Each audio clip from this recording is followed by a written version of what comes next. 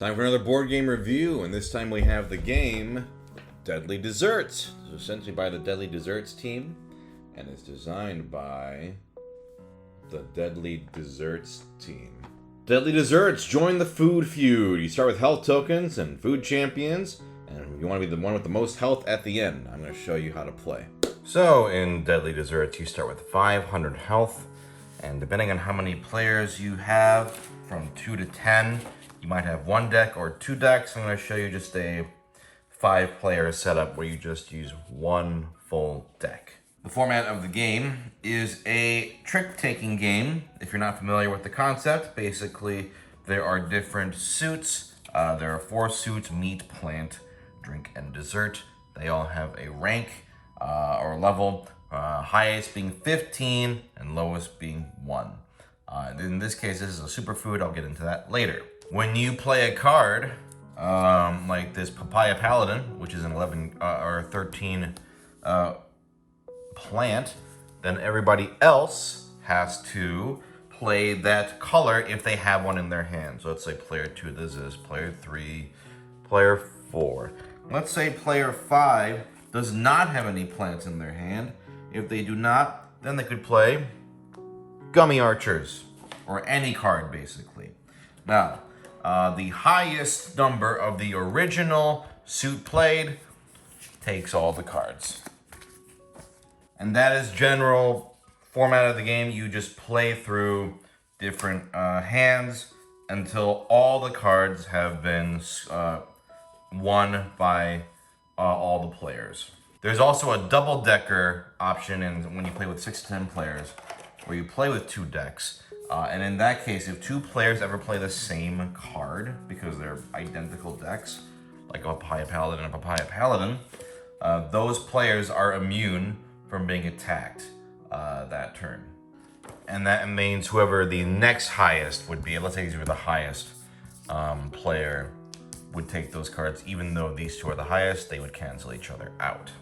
In the event if all cards are canceled, let's say everyone played a 13, a 13, a 10, and a 10, and a whatever, like they all matched, then all of these cards would be won in the next hand. When you are all done and all the cards have been won, or people have been attacked, I guess is the better way of saying it, then you add up your total damage and healing. So on the dessert cards, you can see that they have these red arrows. These means you lose health. So this is -5 health. A gingerbread giant is -20 health, and so on. There are, however, 3 superfoods. One thing I'm just going to mention right here is card quality is pretty rough in terms of actual manufacture. They stick together. They're a little rough, I will say. 3 superfoods. One is Hangry Pig, which is a whopping -100 points or health. Asparagus is plus 100 health. Double Agent Seltzer, how this card works, is you add up your total damage or healing of all other superfoods first, then multiply by 2, or plus 50 health if this is your only superfood. There are all your purple dessert cards also count as superfoods as well. So if I had 10, 25, 45, let's say, all these cards I won or I was attacked with throughout the round, I would lose 145 health and knock it down from my health here. Now, if you ever win all the Deadly Desserts dessert cards in your stack, then actually you only do what's called a Sugar Rush, and you deal that damage to all the other players if you manage to collect all of them. If you manage to have Hangry Pig and Asparagus, they each add an additional 100 health to the Sugar Rush damage if in the Sugar Rushers stack. Double Agent Seltzer will double the Sugar Rush damage if in their stack. It does not double the amount of received damage when in a non-Sugar Rusher stack. You can also automatically win the game if your Sugar Rush attack causes another player to get knocked out. Then you automatically win. Or there's Super Bacon Rush, where if you get all the Deadly Desserts, and Hangry Pig, and Asparagus, and Double Agent Seltzer, that's 800 damage to each of the other players. And that can only be in a 4-player round. There are also double-sided Gore Mayhem cards. They're just more powerful, like Hangry Pig can become Shadow Swine. The thing about these though is they are double-sided, which means people can see them in your hand. Or like Asparagus Banana Boy, 200 health. Bubs the Bionic Bamboozler times 4 or 100 healing. Froyo's and the Candy Commander times 2 plus minus 100. So it's minus 100 times 2 all of the desserts for all players actually, which is pretty crazy. There is also a Super Flabber Baconation Rush, where if you get in a 4-player round, if you have all the deadly desserts and the Gore Mayhem cards, you do 3,600 damage to each of the other players, winning the next 7 games, basically, quote unquote. But yeah, so that's basically it. Otherwise, it's a pretty standard trick-taking game. Play a card of a color. Everyone matches the color if they have it. Highest color gets all the cards. So you might want to play high cards early to get rid of them. But there's always a risk of dessert cards getting sent your way. And that's the game. So first off, the art is very cute and well done. I do appreciate when a lot of care is put into making each card look great and charming. Gameplay-wise, it is alright. I like trick-taking games, so I will always enjoy them to an extent, just for that.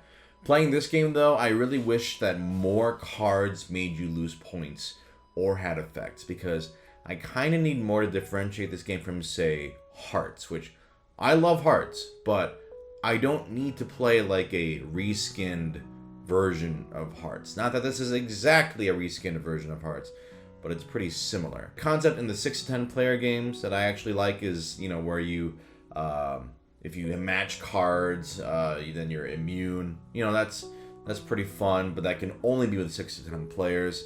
Having a health system, I don't mind it, but I feel like having a card that heals 100 points with one card is so powerful, considering the other dessert cards are like so much less than that.